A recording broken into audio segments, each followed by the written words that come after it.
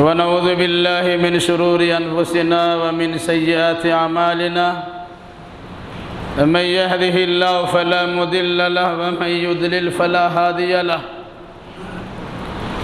وأشهد أن لا إله إلا الله وحده لا شريك له وأشهد أن محمدًا عبده ورسوله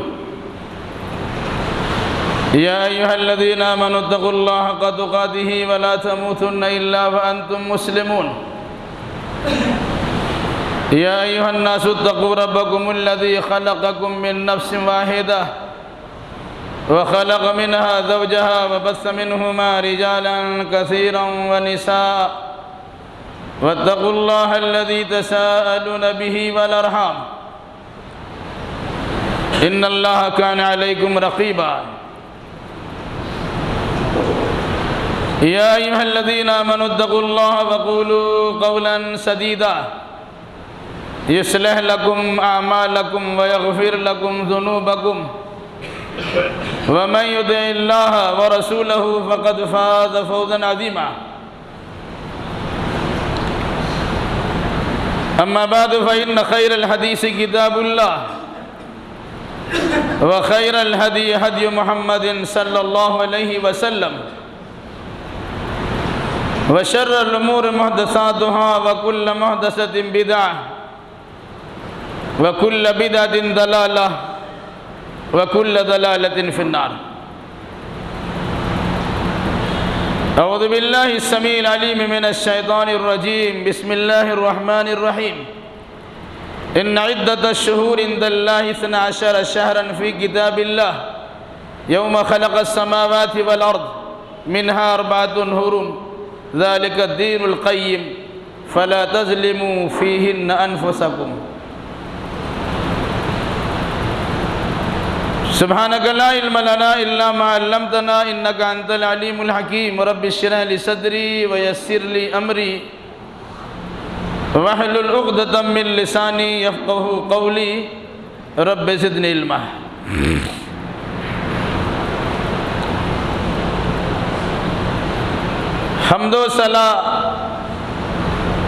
حمد و ثنا بڑائی کبریائی لائق و سزاوار ہے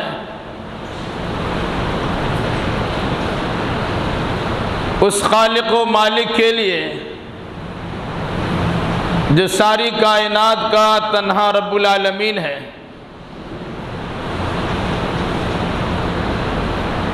درود و سلام نازل ہو جملہ انبیاء کرام علیہم السلام پر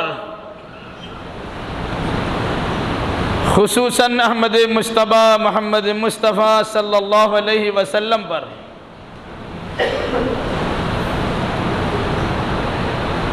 اللہم صلی علی محمد وعلی آل محمد کما صلیت علی ابراہیم وعلی آل ابراہیم انکا حمید مجید اللہم بارک علی محمد وعلی آل محمد کما بارکت علی ابراہیم وعلی آل ابراہیم انکا حمید مجید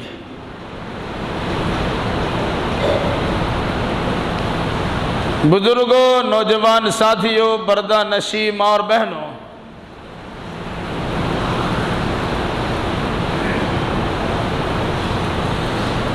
اسلامی سنہ ہجری کا پہلا مہینہ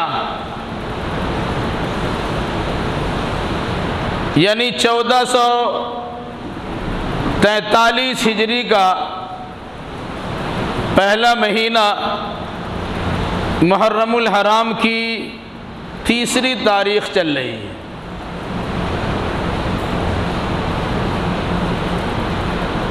ماہ محرم الحرام ان 4 حرمت والے مہینوں میں سے ایک مہینہ ہے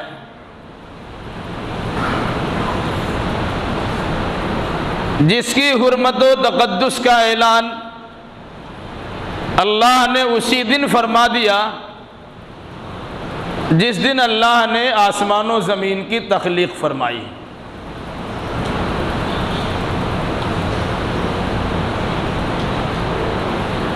سورہ توبہ کی اس آیت کریمہ میں جس کی تلاوت آپ کے سامنے کی گئی ہے، سال کے 12 مہینوں کی گنتی متعین کی ہے، یعنی سال 12 مہینوں پر مشتمل ہوتا ہے۔ ان 12 مہینوں میں سے 4 مہینے بطور خاص قابل احترام ہیں۔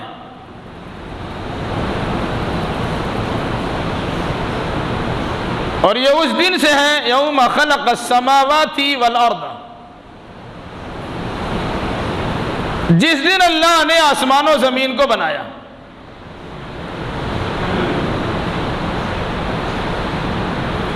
یوں تو کسی بھی تاریخ میں، کسی بھی دن میں، کسی مہینے میں، کسی سال میں کسی انسان کا اپنے اوپر یا کسی دوسرے پر ظلم کرنا جائز نہیں ہے، لیکن بطور خاص اللہ تبارک و تعالیٰ نے ان 4 مہینوں میں اپنے اوپر ظلم کرنے سے سختی سے منع فرمایا۔ فرمایا فَلَا تَظْلِمُوا فِيهِنَّ أَنفُسَكُمْ، ان 4 حرمت والے مہینوں میں اپنے اوپر ظلم نہ کرنا۔ چونکہ ہر سال یہ خطبہ سنایا جاتا، آپ کے بارے میں حسن ظن ہم رکھتے ہیں کہ وہ 4 مہینوں کے نام آپ کو معلوم ہوں گے، اگر نہیں معلوم ہو تو اندر اندر ضرور شرمائیے کہ بار بار سنانے کے بعد بھی ان کا نام آپ کو یاد نہیں ہے۔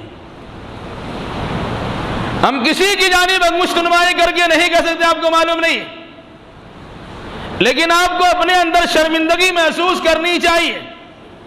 قرآن مقدس کے بعض مضامین ایسے ہیں جن کا تذکرہ تقریباً ہر سال ہوتا ہے، پھر ان مہینوں کا نام بھی بدلایا جاتا، سال کے 12 مہینوں کی گنتی سنائی جاتی اور 4 مہینوں کا مخصوص نام بدلایا جاتا، جن کے بارے میں قرآن مقدس نے کہا منہا اربعۃ حرم، ان 12 مہینوں میں سے 4 مہینے زیادہ قابل احترام ہیں اور حرمت والا ہے۔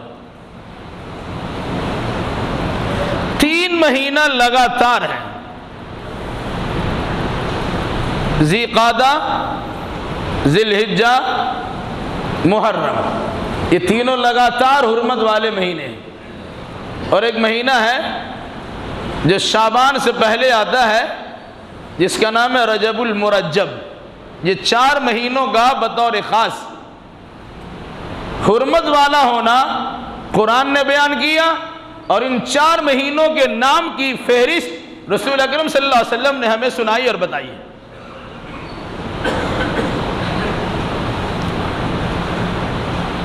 اسلامی سال کا یا سنہ ہجری کا پہلا مہینہ محرم الحرام کس طرح قابل احترام ہے، اسے بالکل ہی چھوٹے چھوٹے جملے میں کچھ یاد رکھ لیجئے۔ یہ وہ مہینہ ہے جس میں ظلم پر عدل کو فوقیت ملی۔ یہ وہ مہینہ ہے جس میں فساد کو ختم کیا گیا اور اصلاح کو نمودار کرایا گیا۔ یہ وہ مہینہ ہے جس میں ظالم و جابر کو تباہ و برباد کیا گیا اور مظلوم و مقہور کو عزت و سربلندی کی زندگی گزارنے کا موقع فراہم کیا گیا۔ پھر اس کی ایک تاریخ ہے جسے ہم عاشورہ محرم کہتے ہیں۔ محرم الحرام کی 10ویں تاریخ، یہ تاریخی حیثیت سے بھی بڑا اہم ہے، اور ماہ محرم الحرام میں ہونے کی حیثیت سے بھی بڑا دن ہے،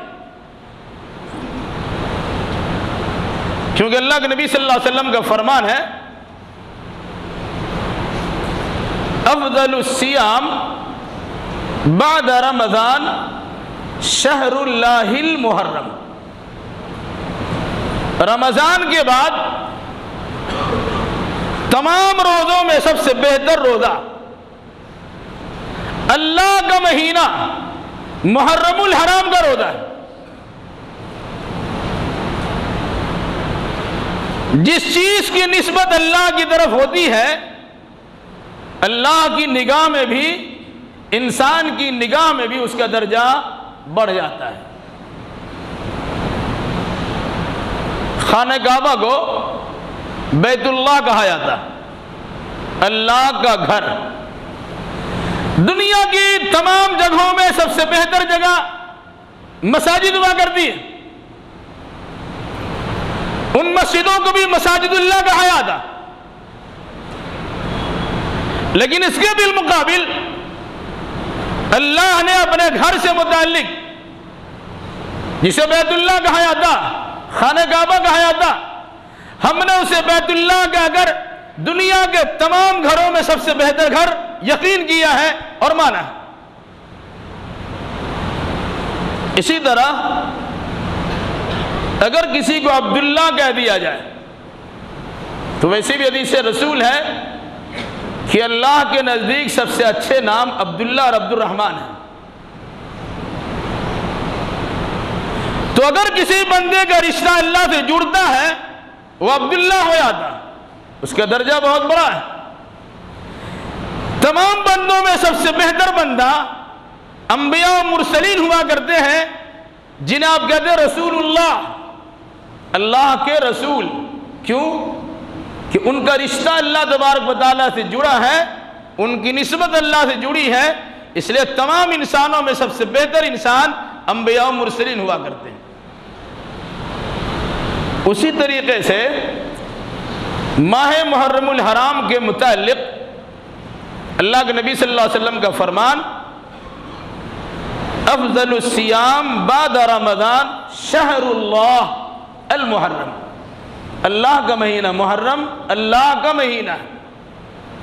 سارا مہینہ تو اللہ ہی کا ہے، لیکن ان 11 مہینوں کو اللہ کا مہینہ نہیں کہا گیا۔ محرم الحرام کو اللہ کے نبی صلی اللہ علیہ وسلم نے اللہ کا مہینہ کہا۔ اس نام رکھنے کی بنیاد پر یا اللہ کا مہینہ کہے جانے کی بنیاد پر بھی اس مہینے کی بڑی عظمت و فضیلت ہے، اس لیے ماہ محرم الحرام کو شہر اللہ کہا گیا، اللہ کا مہینہ کہا گیا۔ رہا مسئلہ اس اللہ کے مہینے میں کتنے روزے رکھے جائیں، تو بہت سے لوگوں نے ایک عادت بنائی 1 سے لے کے 10 تک روزہ رکھیں گے۔ یہ عادت سمجھ کے رکھنا چاہیں تو رکھ لیجئے، یہ سمجھتے ہوئے کہ اللہ کا مہینہ ہے اس میں روزہ رکھنے کی گنجائش رکھ لیجئے، لیکن اللہ کے نبی صلی اللہ علیہ وسلم سے 1 سے لے کے 10 تاریخ تک لگاتار روزہ رکھنے کا کوئی ثبوت نہیں ہے۔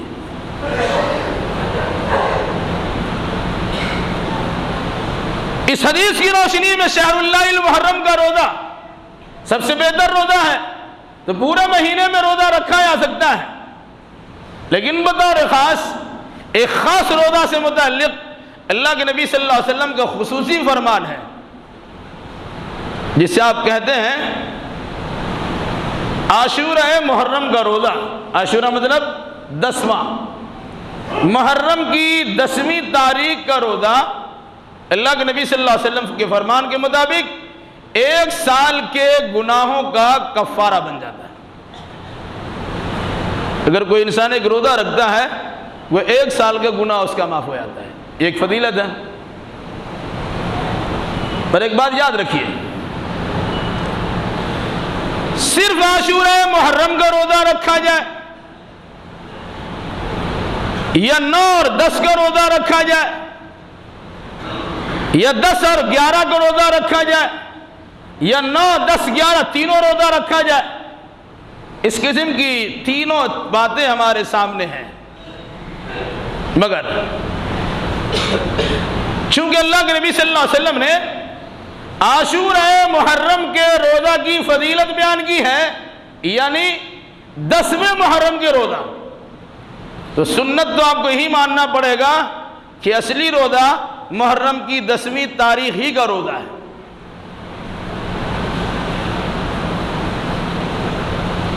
جس سال آپ کی وفات ہوئی ہے، محرم کے بعد سفر آیا اور سفر کے بعد ربیع الاول آیا۔ ربیع الاول کی 12ویں تاریخ آپ کی وفات کی تاریخ ہے۔ اس محرم کے بعد، روزہ رکھنے کے بعد، آپ کی زندگی میں دوسرا محرم پھر نہیں آیا۔ اس سال آپ نے کچھ یہودیوں سے ملاقات کی، ملاقات آپ کی یہودیوں سے ہو گئی۔ پوچھا تم لوگ روزہ کیوں رکھتے ہو؟ تو کہا اس لیے روزہ رکھتے ہیں کہ بنی اسرائیل و موسیٰ کو فرعون اور فرعونیوں کے ظلم استبداد سے نجات ملی تھی، تو انہوں نے روزہ رکھا تھا، اس لیے ہم لوگ بھی موسیٰ علیہ السلام کی سنت پر عمل کرتے ہوئے آج بھی روزہ رکھتے ہیں۔ مسلم شریف کی حدیث میں ہے، اللہ کے نبی نے فرمایا نحن احق بموسیٰ منکم، موسیٰ علیہ السلام کی ہم نوائی کرنے کے زیادہ مستحق تم سے تو ہم ہیں۔ تم ان کی بات مان کر ان پر عمل کرتے ہو، روزہ رکھتے ہو۔ ہمارا رشتہ نبوت و رسالت کا رشتہ ان سے پہلے سے جڑا ہوا ہے۔ اس مناسبت سے انہوں نے جو کہا اس کے مطابق ہمارا بھی عمل ہوگا، ہم بھی روزہ رکھتے ہیں۔ لیکن ابھی تک یہ روزہ اس بنیاد پہ نہیں رکھ رہے تھے کہ موسیٰ علیہ السلام یہ روزہ رکھ رہے تھے، بلکہ اس بنیاد پہ رکھتے تھے کہ رمضان کے روزہ کی فرضیت سے پہلے عاشورہ محرم کا روزہ فرض تھا۔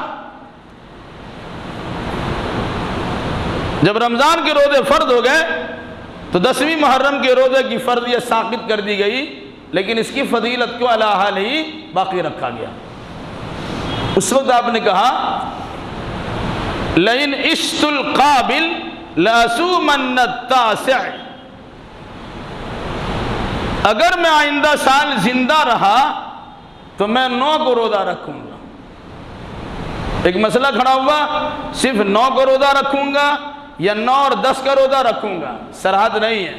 اس لیے کچھ لوگوں نے کہا کہ 9 تاریخ ہے کہ روزہ رکھا جائے گا، لیکن اس لیے صحیح نہیں ہے کہ اصلی فضیلت تو عاشورہ کی ہے۔ اس عاشورہ کے روزہ میں یہودیوں کی مخالفت کرنے کے نتیجے میں آپ نے ایک روزہ کو شامل کرنے کی بات کی اور کہا اگر میں آئندہ سال زندہ رہا تو 9 کو روزہ بھی رکھوں گا۔ یہاں پر ایک بات یاد رکھیے، جن لوگوں نے کہا کہ 9-10 رکھیے، 9-10 نہیں رکھ سکا تو 10-11 رکھیے، مخالفت اس سے بھی ہو جاتی ہے۔ لیکن میری گزارش ہے، اولاً تو اس سلسلے میں 11 تاریخ کے روزہ رکھنے سے متعلق اللہ کے نبی صلی اللہ علیہ وسلم کی کوئی صحیح حدیث موجود نہیں ہے۔ بعض صحابہ کے اقوال موجود ہیں، کچھ لوگوں نے اسے بھی ضعیف کہا اور کچھ لوگوں نے کہا کہ چونکہ صحابہ کرام کے عمل پر موقوف ہے اس لیے گنجائش۔ مگر سوچنے سمجھنے کا ایک انداز میں آپ کے سامنے رکھتا ہوں۔ اس 10 تاریخ کو آپ کو معلوم ہوا کہ یہودی بھی روزہ رکھتے ہیں تو آپ کہہ سکتے تھے ٹھیک ہے تمہاری مخالفت میں کل بھی روزہ رکھوں گا۔ آپ نے نہیں کہا کہ میں 11 کو روزہ رکھوں گا۔ جب یہودیوں کی مخالفت کرنے کی باری آتی تو اللہ کے نبی صلی اللہ علیہ وسلم کہہ سکتے تھے کہ میں 10 کا بھی رکھ لیا ہوں، چونکہ 10 کو تم بھی رکھتے ہو اس لیے تمہاری مخالفت میں 11 کو روزہ رکھوں گا۔ آپ نے یہ نہیں فرمایا، بلکہ آپ نے یہ کہا لئن عشت القابل لأصومن التاسع، اگر میں زندہ رہا تو 9 کو روزہ رکھوں گا۔ اس لیے یاد رکھیے گا کہ اصلی روزہ تو 10ویں تاریخ کا ہے، یہودیوں کی مخالفت میں رکھنی ہے تو 9 تاریخ کو بھی شامل کیجئے، 9 اور 10 کا ہی روزہ ہے۔ ایک مسئلہ اور بھی صاف کرتے ہیں پھر آگے بڑھتی ہے بات۔ کیا اگر کوئی انسان صرف 10 تاریخ کو روزہ رکھے گا تو گناہ گار ہوگا؟ یا وہ 10 تاریخ کو صرف روزہ رکھ سکتے کہ نہیں؟ اس سلسلے بعض علماء کا خیال ہے چونکہ اس زمانے میں 10 تاریخ کو یہودی روزہ رکھتے تھے تو اللہ کے نبی صلی اللہ علیہ وسلم نے اس کی مخالفت میں 9 کو بھی روزہ رکھنے کا حکم دیا۔ آج کے زمانے میں کوئی یہودی 10ویں محرم کو روزہ نہیں رکھتا ہے، اس لحاظ سے اس کی مخالفت کی ضرورت ہی نہیں ہے۔ اس لیے اگر کوئی انسان ایک روزہ رکھتا ہے تو چل جائے گا۔ لیکن بہتر اس میں یہی ہے کہ جس چیز کو اللہ کے نبی نے جیسے بیان کر دیا ہمیں اسی طریقے سے ماننا چاہیے. یہودی وہ کام کرے نہ کرے، اللہ کے نبی صلی اللہ علیہ وسلم نے پسندیدگی کا اور اپنی خواہش کا اظہار کیا تھا میں آئندہ سال زندہ رہوں گا تو 9 تاریخ کا بھی روزہ رکھوں گا. اس لیے محرم کے 9 اور 10 دونوں روزے رکھنے چاہیے. یہ محرم کا مہینہ اتنی فضیلت والا مہینہ کیوں ہے؟ بہت سے لوگ اس کی فضیلت کی کچھ اور وجہ بتلاتے ہیں. قرآن و حدیث میں اس مہینے کی فضیلت کچھ اور ہے. اکثر و بیشتر کو پتہ نہیں ہے کہ مہینہ فضیلت کا حامل کیوں ہے. اکثر لوگ جانتے کہ حضرت امام حسین کی شہادت کا واقعہ پیش آیا اور صرف حضرت امام حسین کی شہادت کے واقعہ کو بیان کر کے اور اس محرم کی فضیلت کو بیان کیا ہے. اللہ کے نبی صلی اللہ علیہ وسلم کے دنیا سے جانے کے 50 سال کے بعد حضرت امام حسین کی شہادت کا واقعہ پیش آیا، جبکہ اللہ کے نبی صلی اللہ علیہ وسلم عاشورہ محرم کا روزہ اس سے 50 سال پہلے تک رکھتے رہے. اس واقعہ سے محرم الحرام کی فضیلت کا لینا دینا نہیں ہے، بلکہ بڑا پیران پیر شیخ عبد القادر جیلانی رحمۃ اللہ علیہ کے کہنے کے مطابق اگر 10ویں تاریخ کو امام حسین کی شہادت کا واقعہ پیش آیا، اس میں محرم الحرام کی 10ویں تاریخ کی فضیلت نہیں پڑی، بلکہ امام حسین کی شہادت 10ویں تاریخ کے ہونے کے نتیجے میں امام حسین کا درجہ بڑھا کہ ایک عظیم دن میں ان کی شہادت کا واقعہ پیش آیا. اور اس کے بعد کہا اگر غم اور ماتم منانا کسی کے وفات پر جائز ہوتا تو اس سے بہتر تھا کہ اللہ کے نبی صلی اللہ علیہ وسلم کی وفات کے دن کو غم کا دن منایا جاتا، کہ دنیا سے سب سے عظیم ہستی دنیا سے تشریف لے گئی، اس دن تو کوئی غم نہیں مناتا. بہرحال ایک الگ مسئلہ ہے. محرم الحرام اسلامی تاریخ کا ایک اہم مہینہ یا اسلامی سال کا اہم اور پہلا مہینہ ہے. یہ بات بھی یاد رکھیے کہ اللہ کے نبی صلی اللہ علیہ وسلم کے زمانے میں محرم کو پہلا مہینہ نہیں بنایا گیا تھا. عجیب لگے تو ذرا کلیجہ تھام کے بیٹھیے اور پھر اس کو سننے سمجھنے کی کوشش کیجیے. اسلامی سال کا پہلا مہینہ محرم الحرام کا یہ اللہ کے نبی نے نہیں بنایا. سال کے 12 مہینے تو اللہ نے بنا دیے تھے، لیکن سال کا پہلا مہینہ محرم الحرام ہوگا یہ اللہ کے نبی صلی اللہ علیہ وسلم نے نہیں بنایا. پھر بنایا کس نے؟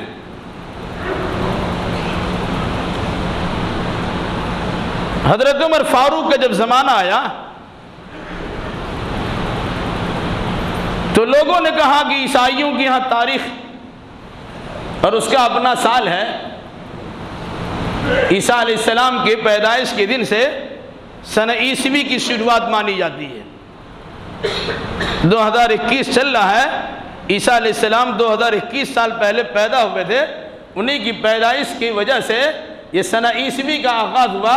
آیاز 2021واں سال چل رہا ہے. تو لوگوں نے کہا کہ اللہ کے نبی صلی اللہ علیہ وسلم کی پیدائش کے دن سے سال متعین کر دیا جائے. کچھ لوگوں نے کہا نہیں، کہ جس دن اللہ کے نبی صلی اللہ علیہ وسلم کو نبی بنایا گیا اس دن سے یہ تاریخ یا مہینہ متعین کیا جائے. جس مہینے واقعہ پیش آیا اس مہینے کو پہلا مہینہ اسلامی سال کا رکھا جائے.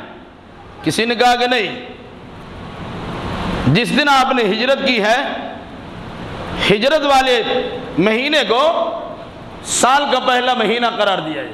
اور بہت ساری باتیں آئیں. صحابہ کرام کے باہم مشورے سے عمر ابن خطاب رضی اللہ تعالیٰ عنہ نے یہ فیصلہ لیا کہ سنہ اسلامی یا سنہ ہجری کا آغاز کیا جائے اور اس کا پہلا مہینہ محرم الحرام کو رکھا جائے اور اس کا نام ہوگا سنہ ہجری. آپ کہیں گے بھی ہجرت کو اللہ کے نبی صلی اللہ علیہ وسلم نے ربیع الاول کے مہینے میں کیا ہے تو محرم کو پہلا مہینہ کیوں قرار دیا؟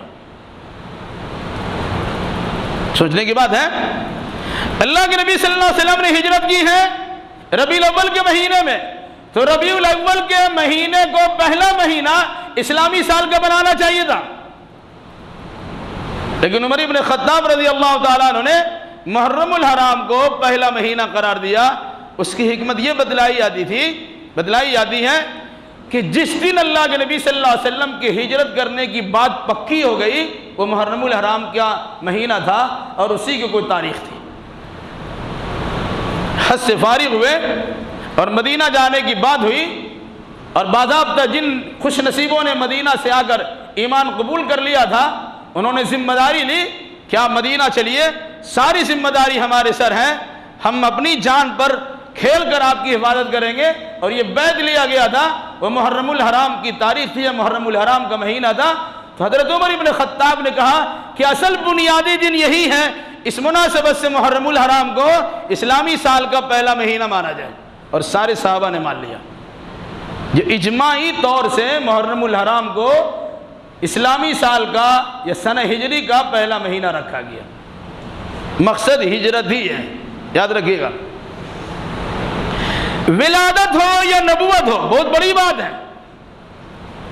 عمر ابن خطاب رضی اللہ تعالیٰ عنہ ولادت سے آپ کی سنہ ہجری کا آغاز یا سنہ اسلامی کا آغاز کر سکتے تھے، نبوت جس تاریخ کو جس مہینے ملی اس سے کر سکتے تھے، لیکن آپ نے ہجرت کو بنیاد بنایا کہ ہجرت در حقیقت کامیابی کی علامت و نشانی ہے۔ جب تک آپ مکہ میں رہے پریشان رہے، افراد میں اضافہ نہیں ہوا، لیکن ہجرت جب آپ نے کی ہے تو کہتے ہیں حرکت میں برکت ہے۔ ہجرت جب آپ نے کی ہے تو صحابہ کرام کی تعداد میں روز اتنا اضافہ ہوا کہ پھر 8 سال کے بعد شاہانہ انداز میں اللہ کے نبی صلی اللہ علیہ وسلم 10,000 صحابہ کرام کے ساتھ فتح مکہ کی دولت سے شرفیاب ہوئے اور فاتح مکہ کی حیثیت سے مکہ میں داخل ہوئے۔ وہ بنیاد اصل میں ہجرت ہی تھی۔ وجہ ایک چیز یاد رکھیے گا،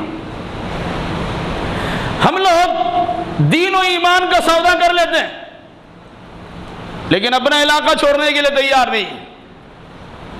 صحابہ نے بیوی بچے چھوڑا، ہجرت کر لیا، مال و دولت کو چھوڑا، ہجرت کر لیا، زمین و جائیداد کو چھوڑا، ہجرت کر لیا، ایمان بچایا، دنیا کی ساری چیزوں قربان کر دیا۔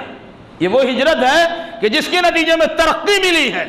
اس مناسبت سے عمر ابن خطاب رضی اللہ تعالیٰ عنہ نے ہجرت کے واقعہ کو سنہ ہجری کے لیے باضابطہ نشانی کے طور پر قائم رکھا کہ آدمی یہ سوچے ہجرت کرنے کے نتیجے میں کامیابی ملتی ہے۔ تو ہر سال جب محرم الحرام آئے تو ہجرت کے واقعے آپ کے سامنے دہرائے جانے چاہیے کہ ہمارا دین و ایمان لوٹ جائے یہ کبھی گوارا نہیں ہوگا۔ اولاد چھوٹ جائے گوارا کر سکتے ہیں، بیوی بچے ترک ہو جائے گوارا کر سکتے ہیں، دولت و کاروبار چھن جائے گوارا کر سکتے ہیں، لیکن دین و ایمان کا سودا کبھی نہیں کر سکتے۔ یہ ہر سال محرم الحرام کی آمد پر کم از کم یہ تجزیہ ہونا چاہیے، یہ یقین ہونا چاہیے، اور یہ جذبہ ایثار و قربانی ہمارے اندر کوٹ کوٹ کے بھر جانی چاہیے۔ میرا افسوس ہے کہ ہم محرم کو دوسرے انداز سے دیکھتے ہیں۔ الہ آبادی میں نے ایک بات شروع میں آپ کے سامنے رکھی، 10ویں تاریخ محرم کی ہو یہ پورا مہینہ ہو، یہ وہ دن ہے، یہ وہ مہینہ ہے جس میں حق کو غلبہ عطا ہوا اور باطل کو نیست و نابود کر دیا گیا، جس میں ظالم کو غرقاب کیا گیا اور مظلوم کو بڑی عزت و احترام کے ساتھ دریا پار کرا دیا گیا، جس میں متکبر کو، تکبر کرنے والے فسادی کو اللہ نے تباہ برباد کر دیا، اور جس مہینے کی 10ویں تاریخ کو اللہ تبارک و تعالیٰ نے مجبور، مقہور، معذور اور اس طریقے سے کمزور طبقہ کے انسانوں کو اللہ نے بلندی کے دولت سے مالا مال کر دیا۔ نہیں سمجھ میں آیا؟ اس طرح سمجھیے، محرم کی 10ویں تاریخ تھی جس فرعون نے بنی اسرائیل کی نسل کشی کے لیے، اس کی بڑھتی ہوئی تعداد کو روکنے کے لیے فرمان شاہی جاری کیا تھا کہ بنی اسرائیل کے گھر میں جب بھی لڑکا پیدا ہو قتل کر دو، بیٹی کو چھوڑ دینا، بچے کو ذبح کر، لڑکا کو ذبح کر دینا۔ اس فرعون نے نسل کو روکنے کے لیے کہ ہمارے خلاف تحریک چلانے والے افراد کی کثرت نہ ہو جائے، اس کثرت تعداد کو روکنے کے لیے نسل کشی کا فرمان جاری کیا اور بنی اسرائیل کے ہزاروں بچوں کو تہہ تیگ کروا دیا۔ یہ وہ ظالم ہے، یاد رکھیے گا۔ آج بھی اگر کسی ظالم حکمراں کی جانب سے نسل کشی کا یہ طریقہ اپنایا جائے اور نسل پہ پابندی لگائی جائے، آبادی کم کرنے کی ناپاک کوشش کی جائے، انہیں بھی فرعون جیسا حشر ہونے والا ہے۔ یاد رکھیے گا، تاریخ دہرائی جاتی ہے اور حالات لوگوں کے سامنے آتے رہتے ہیں۔ اب اشارہ سمجھ سکتے ہیں، عقل مندوں کے لیے اشارہ کافی ہے۔ دوسری بات، فرعون بہت بڑا ظالم تھا۔ وَفِرْعَوْنَ ذِي الْأَوْتَادِ، قرآن نے کہا فرعون اتنا بڑا ظالم تھا، اس کے خلاف اگر کسی نے زبان کھولا، دیوار میں اسے کھڑا کر کے بریک ٹھوک دیا جاتا تھا، دیوار میں چنوا دیا جاتا تھا، رہو ویسے کھڑے، بول نہیں سکتے تھے اس کی حکمرانی میں۔ ہزاروں بچوں کو تہہ دیگ کیا، اور کوئی اس کے خلاف بولتا جیل کے سلاخوں میں نہیں بلکہ سب کے سامنے دیوار میں کھڑا کر کے بڑا بڑا بریک ٹھوک دیا جاتا اور نشانی عبرت وہ بن جایا کرتا تھا۔ وَفِرْعَوْنَ ذِي الْأَوْتَادِ، قرآن نے کہا ہے اس ظالم انسان کو ایک ایسی چیز سے تباہ و برباد کیا گیا جس چیز پر کائنات کے تمام جاندار کی زندگی کا انحصار ہے اور زندگی موقوف ہے۔ وہ کیا چیز ہے؟ پانی۔ اب اندازہ لگائیے، بنی اسرائیل کو لے کے موسیٰ علیہ السلام باہر ہوئے، مصر سے نکلے، سامنے بحر قلزم آیا، کچھ لوگ دریا نیل کہتے ہیں، اسی سے کینن نکلی ہوئی بحر قلزم ہے۔ موسیٰ علیہ السلام سے بنی اسرائیل نے کہا اِنَّا لَمُدْرَكُونَ، موسیٰ اب تو ہم پکڑے گئے، پیچھے ہمارا دشمن ہے، بڑے لاؤ لشکر کے ساتھ ہمارا تعاقب کرنے کے لیے لگے ہوئے ہیں، اور سامنے دریا و سمندر ہے، ادھر پار نہیں کر سکتے، اب ادھر بھاگ نہیں سکتے۔ اِنَّا لَمُدْرَكُونَ، ہمیں تو جان کے لالے پڑ گئے، پکڑے گئے ہم۔ موسیٰ علیہ السلام نے وہی اللہ تبارک و تعالیٰ سے دعا کہ الہی اب کیا ہوگا؟ آپ نے اللہ نے کیا فرمایا؟ فَاضْرِبْ بِعَصَاكَ الْبَحْرَ، آپ کے ہاتھ میں ڈنڈا لاٹھی ہے، ایک ڈنڈا ماری، اب اس دریا کے بیچ میں ماری ہے۔ موسیٰ علیہ السلام نے لاٹھی ماری، راستے بن گئے۔ وہ کمزور، وہ مقہور، وہ مجبور، وہ مظلوم بنی اسرائیل کو لے کر موسیٰ علیہ السلام آرام سے اس کے دریا کو پار کر گئے۔ فرعون نے دیکھا کہ میرے راستہ بنا ہوا ہے، بنی اسرائیل کا تعاقب کرنے کے لیے ہمارے پاس راستہ موجود ہے، چلو لاؤ لشکر کو لے کے چلے۔ اللہ تبارک و تعالیٰ نے حکم دیا پانی مل جا۔ جب موسیٰ علیہ السلام لاٹھی ماری تھی کالطود العظیم، پانی کا ایک حصہ ادھر کھڑا ہو گیا، پانی کا حصہ ادھر کھڑا ہو گیا اور راستہ بنا نکل گئے۔ اور جب بنی اسرائیل پار ہو گئے، فرعون اور فرعونی وہاں پہنچے، اللہ نے کہا لے لو اسے، غرقاب کر دیا گیا، ڈبو دیا گیا فرعون کو۔ تو فرعون نے کہا میں اس اللہ پر ایمان لاتا ہوں جس اللہ پہ بنو اسرائیل نے ایمان لایا ہے، اور میں مسلمان بنتا ہوں۔ کیا مطلب؟ فرعون کو اپنی خدائی کا پتہ چل گیا، بڑا لمبا لمبا دیگے ہاں رہا تھا، انا ربکم الاعلی، میں تمہارا سب سے بڑا رب ہوں۔ اللہ تبارک و تعالیٰ کی معمولی مخلوق پانی سے ان کا سابقہ پیش آیا، اور پانی نے اسے کولے مارا اور اسے دبوچا ہے، اور اس کی موج میں طغیانی میں جب پڑا ہے اور اس کی ہڈی پسلی ٹوٹنا شروع ہو گئی ہے، تو فرعون نے کیا کہا؟ میں اسی اللہ پر ایمان لاتا ہوں جس اللہ پہ بنو اسرائیل نے ایمان لایا۔ قرآن کہتا ہے ابھی سجھائی دیا تم کو، اب تمہیں سمجھ میں آ رہا ہے کچھ اللہ پر ایمان لانا چاہیے، اب تمہارے ایمان لانے کا وقت نہیں ہے۔ اب اندازہ لگائیے، جس کو مارا گیا تھا، جس کو پیٹا گیا تھا، جس کی اولاد کو ذبح کیا گیا تھا، جسے بدوا مزدور بنا کے رکھا گیا تھا، وہ ادھر تماشا دیکھ رہے ہیں کہ ہمارے دشمن کو بھی زخم پہنچایا جا رہا ہے، مارا جا رہا ہے، اس کی ہڈیاں توڑی جا رہی ہے، انہیں ڈبو یار، کتنی خوشی ان کو ہو رہی ہوگی۔ کبھی آپ نے غور کیا؟ یہ محرم الحرام کی 10ویں تاریخ تھی، یہ عاشورہ کا دن تھا، دنیا کا سب سے بڑا ظالم انسان کو اس 10ویں تاریخ کو تباہ و برباد کیا گیا، اور سب سے زیادہ مجبور اور مقہور انسانوں کو اللہ تبارک و تعالیٰ نے نجات دیا تھا۔ ہندوستان کی سرزمین پہ فرعون جیسا کوئی ظالم بھی ہے؟ بنی اسرائیل سے زیادہ مظلوم بنے ہوئے، پھر رونا دھونا کیوں ہے؟ اگر اس پوزیشن میں پہنچے ہیں تو یاد رکھیے کہ اللہ تبارک و تعالیٰ اسباب پیدا کرتا ہے، لِكُلِّ فِرْعَوْنٍ موسیٰ، ہر فرعون کے اللہ موسیٰ پیدا کر دیتا ہے۔ تو فرعون کی آنکھوں میں آنکھیں ڈال کر ایسے افراد بھی جنم لے سکتا ہے جو ان کی آنکھوں میں آنکھیں ڈال کر ابھی بات کرے، جس طرح فرعون کے سامنے موسیٰ علیہ السلام نے بات کی تھی، اور جس طرح فرعون کو ڈبویا گیا، غرقاب کیا گیا، بنی اسرائیل جیسے مجبور و مقہور انسانوں کو بچایا گیا۔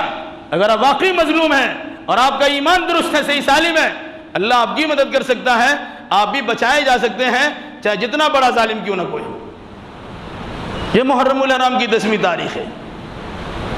رہا معاملہ عاشورہ محرم جو سن 60 یا 61 ہجری کا واقعہ ہے، جس میں حضرت حسین کی شہادت کا واقعہ پیش آیا، اس میں کوئی شک نہیں ہے کہ حضرت حسین مظلوم ہیں۔ ظالمانہ حرکتوں کے نتیجے میں ابن زیادی فوجوں نے حضرت حسین کو جام شہادت نوش کرنے پر مجبور کیا۔ یہ غلط سی بات ہے، لیکن اس واقعہ شہادت حسین سے محرم الحرام اور عاشورہ محرم کی تاریخی اور شرعی حیثیت بدل نہیں سکتی ہے۔ جس چیز کو اللہ کے نبی نے خوشی کا دن قرار دیا ہو، اس دن کو کوئی انسان غمی کا دن قرار نہیں دے سکتا۔ اللہ نے کیا کہا؟ فَلَا تَظْلِمُوا فِيهِنَّ أَنفُسَكُمْ، یاد رکھنا ان حرمت والے مہینوں میں بطور خاص اپنے اوپر ظلم نہ کرنا۔ جن لوگوں نے حضرت حسین پہ ظلم کیا تھا، آج وہ اپنے اوپر ظلم کر رہے ہیں، اپنے گالوں کو تماشا لگا رہے ہیں، اپنے گریبان کو چاک کر رہے ہیں، اپنے پاؤں کو آنکھ پہ جلا رہے ہیں، زنجیرہ ماتم کر کے اپنے جسم کو لہو لہان کر رہے ہیں، پورا جسم پھاڑ کے رکھے ہوئے ہیں۔ اس سے بڑا ظلم کیا ہو سکتا ہے؟ اللہ تبارک و تعالیٰ نے بطور سزا کو ان پر مسلط کر دیا۔ تم نے امام حسین کے ساتھ ایسا واقعہ دہرایا تھا، زندگی بھر ایسی حرکتیں کرتے رہ جاؤ، تو کر رہے ہیں بھائی۔ اس لیے ہمیں ماہ محرم کی شرعی حیثیت کو سمجھنی چاہیے۔ محرم قابل احترام مہینہ ہے۔ اس کی 10ویں تاریخ بڑی اہم تاریخ ہے، جس تاریخ میں ظالم کو مظلوم کے سامنے تباہ و برباد کیا گیا۔ جب بھی یہ تاریخ آئے، اگر یاد کرنا ہی ہو تو اپنے حالات زندگی کا جائزہ لو۔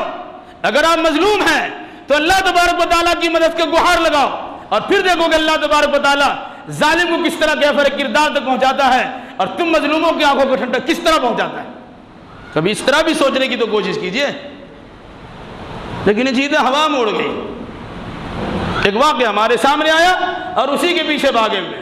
روزہ رکھتے ہیں، امام حسین کے نام کو روزہ رکھتے ہیں۔ روزہ اللہ کے لیے رکھنا ہے کہ غیر اللہ کے لیے رکھنا ہے؟ امام حسین پر پانی بند کیا گیا، محرم کا سلسلہ شروع ہوا، سبیلیں لگنا شروع ہو گئی۔ وہ اللہ کے لیے کرتے ہو کہ امام حسین کے لیے کرتے ہو؟ امام حسین تمہاری حرکتوں سے کبھی خوش ہونے والے نہیں ہیں۔ انہوں نے نانا کی شریعت کی حفاظت کے لیے اپنی جان کا نذرانہ پیش کیا ہے، تو ہمیں بھی شریعت مستوی پر اپنی جان کا نذرانہ پیش کرنے کے لیے تیار رہنا چاہیے۔ تو امام حسین کے ہم صحیح میں شہدائی بن سکتے ہیں، اور ان کے اوپر جان نشاور کرنے والے کہے جا سکتے ہیں، ورنہ سوائے اپنی تباہی و بربادی کے کچھ ہمارے سامنے آنے والا نہیں ہے۔ اب دیکھ لیے اس کا اندازہ کیا ہوتا ہے۔ قرآن نے کہا ان مہینوں میں اپنی جان پر ظلم نہ کرنا۔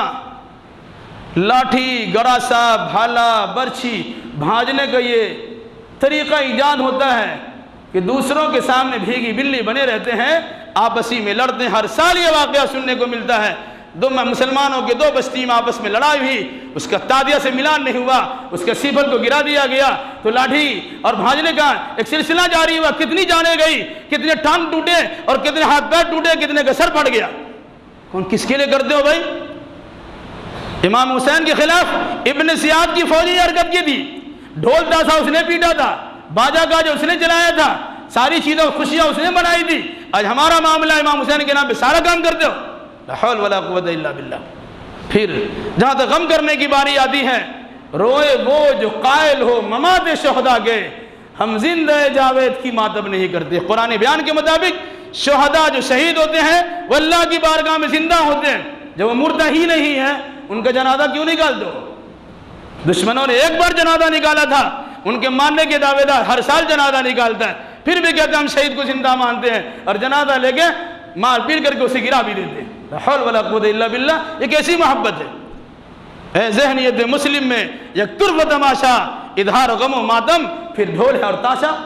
یہ غم و ماتم کا کون سا طریقہ ہے؟ اپنے باپ کے جنازہ کو اس طرح لے جاؤ، 16 نار قبرستان پہنچا دو، ڈھول پیٹتے ہوئے لے جاؤ، سمجھ میں آیا کہ باپ سے محبت بہت زیادہ ہے؟ اس لیے امام حسین سے الفت و محبت کا نتیجہ یہ ہونا چاہیے، ان کے طریقہ کار پر عمل کیجئے۔ وہ سیدہ شباب اہل الجنہ، اللہ کے نبی نے فرمایا جنت کے جوانوں کے سردار یہ ہمارے دونوں نواسے اور بیٹے حضرت حسن حضرت حسین ہیں، ان کا طریقہ اپنائیے۔ صرف رونے گانے دانے بجانے اور اس قسم کی حرکتیں کرنے سے امام حسین کا درجہ نہیں بڑھتا ہے، بلکہ وہ غصہ اور ناراض بھی ہوں گے اگر پتہ چلے گا کہ ہمارے نام پر یہ ساری حرکتیں ہو رہی ہیں۔ اس لیے امام حسین کے نانا کی شریعت کی حفاظت میں لگیے اور ظالموں کو کیفر کردار تک پہنچنے کا انتظار کیجئے۔ اپنا اگر مظلوم سمجھتے ہیں اور آپ ظالم نہیں ہیں، یقین کیجئے کہ اللہ تبارک و تعالیٰ آپ کی ضرور مدد کرے گا اور ظالموں کو کیفر کردار تک ضرور پہنچائے گا۔ اللہ ہمیں اور آپ کر جملہ مسلمانوں کو نیک سمجھ کی توفیق عطا فرمائے۔ الہی جو ہمیں بیمار انہیں شفا کامل و عاجل عطا فرما دے۔ الہی جو مقروض ہیں انہیں قرض ادا کرنے کی سہولیات فراہم کر دے۔ الہی جو ماخوذ گرفتار ہے ان کے لیے رہائی کے اسباب پیدا کر دے۔ الہی جن جن لوگوں نے دعا کی درخواست کی ہے ان تمام کے جائز مراد کو پوری فرما دے۔ الہی جن لوگوں نے اپنے مریضوں کی شفایابی کی درخواست کی ہے الہی ان کے تمام مریضوں کو شفا عطا فرما دے۔ جب تک ہمیں زندہ رکھ کتاب اللہ اور سنت رسول اللہ پر عمل کرتے ہوئے زندہ رکھ، اور جب ہمارا خاتمہ ہو انہی دونوں کی ترویج ارشاد کرتے ہمارا خاتمہ ہو۔ اقول قولی ھذا واستغفر اللہ لی ولکم ولسائر المسلمین، وآخر دعوانا ان الحمد للہ رب العالمین۔